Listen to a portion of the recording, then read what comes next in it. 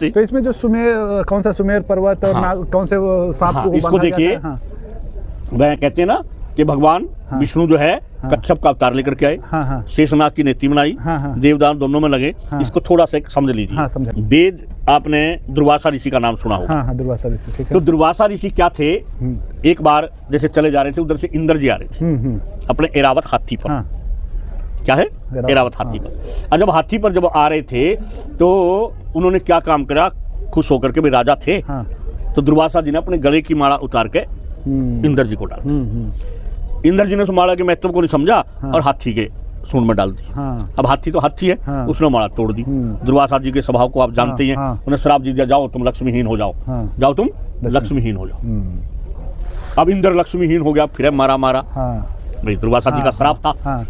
तो अब जो है वो भगवान विष्णु की शरण में गया। क्या है? विष्णु शरण में गया।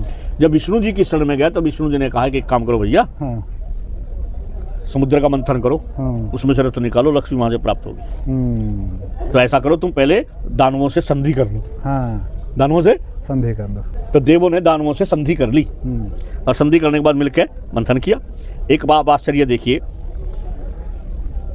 पूंछ की तरफ तो लग गए देव, और मुख की तरफ कर दिए। बड़ा समझने की बात है। ये बहुत बड़ी समझने की बात है। मतलब क्या था कि प्राण जो है, शरीर में जो भी कुछ है, इस अंदर जो भी वो सारा किससे निकलता है? वो मुख से निकलता है। सांप का जहर कहाँ होता है? मुख के द्वारा। जो पूंछ में थोड़ी होता है। पूंछ आपको कितनी लपेट ले, कितनी मार ले, कुछ नहीं होता। तो अब देखिए, तो ये बाहरी भी है, बाहरी भी है, और ये आंतरिक भी है। आंतरिक। अब यहाँ भी देवदानों का अंतर, आपके विचारों का युद्ध चलता रहता है। कभी ऐसे विचार आएंगे, कभी ऐसे विचार आएंगे, कभी ऐसे विचार आएंगे। तो ये देवदानों युद्ध आंतरिक भी है, बाह्य भी है। अब आपको किसी तरीके से समझ लीजिए। लेकिन एक बात कहूंगा, जब तक आप मंथन नहीं करेंगे तो आपको हासिल कुछ नहीं होगा, प्राप्त कुछ नहीं होगा। आपके अंदर रत्न भरे पड़े हैं।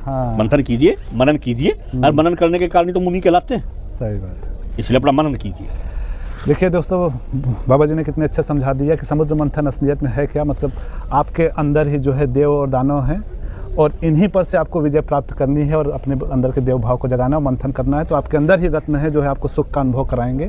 और इसको बाहरी दुनिया में भी समझ सकते हैं कि बाहरी सब मिलकर जब काम करेंगे तभी जो है कुछ आप नया उत्पत्ति कर सकते हैं। यही हुआ ना बाबा जी, समुद्र मंथन। ठीक है।